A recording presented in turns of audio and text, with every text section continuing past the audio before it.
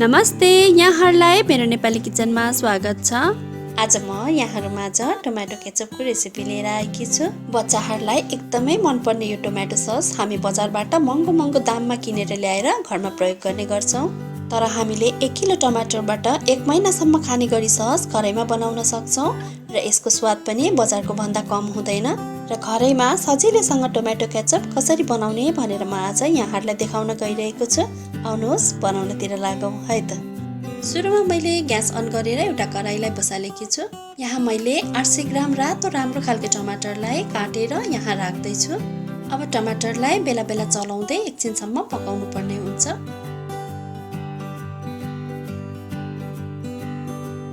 अब यसलाई म केही बेर छोपेर पकाउँछु। अब 5 मिनट जति छोपेर पकाइसकेपछि टमाटर यतिको गलिसकेको छ। यसमा म 1 चिया चम्चा नुनलाई राख्दैछु। 4 चिया चम्चा चिनीलाई पनि मैले यसमा राखेँ। अब 1 चम्चा कश्मिरी खोर्सानीको धुलोलाई पनि मैले यहाँ राखेकी छु। यो चाहिँ पिरो हुँदैन, यसले ससमा राम्रो कलर दिन्छ। अब 5 चम्चा जति भिनेगरलाई पनि हामीले यसमा राख्नुपर्छ।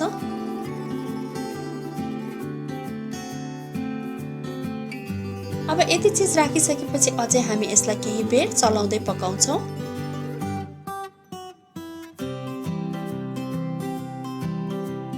अब चाहिँ टमाटर पनि राम्रोसँग गलेर पाकिसकेको छ र यतिको भएपछि चाहिँ अब हामी ग्यासको फ्लेम पनि अफ गर्छौँ र यसलाई अब राम्रोसँग सेलाउनु पर्छ। अब चाहिँ हाम्रो यो टमाटर सेलाइसकेको छ। यहाँ मैले थोरै प्याजलाई यसरी काटेर राखेकी छु। मसिनो 4-5 टुक्रा लसुनलाई पनि मैले यहाँ राखेँ र सानो टुक्रा अदुवालाई पनि यहाँ राख्नुपर्छ। अब यति राखिसकेपछि म यसलाई एउटा मिक्सीको जारमा राख्दैछु। अब यसलाई हामीले मिक्सीमा राखेर एकदमै मसिनो पेस्ट हुने गरी पिस्नुपर्छ। यहाँ मैले पिसिसकेकी छु। अब यसलाई एउटा छान्नेमा राखेर हामीले छान्नुपर्छ।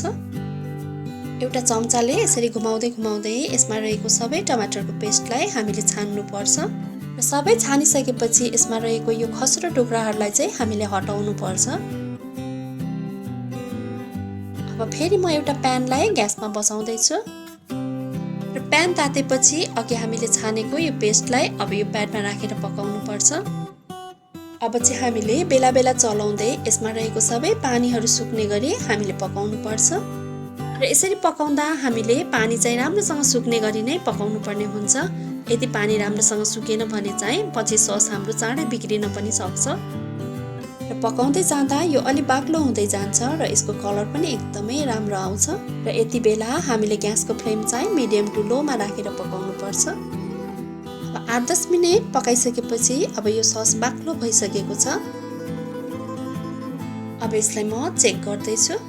अब यो प्लेटमा अलिकति ससलाई राखेर यसरी ठाडो गर्दा पनि यो सस बगेन भने यो सस पाकेर तयार भइसकेको छ र यदि सस बग्यो भने चाहिँ यो अझै केही बेर पकाउनु पर्ने हुन्छ। अब यो हाम्रो सस चाहिँ तयार भइसकेकोले मैले ग्यासको फ्लेमलाई अफ गर्दैछु। अब हामी यसलाई सेलाउँछौँ।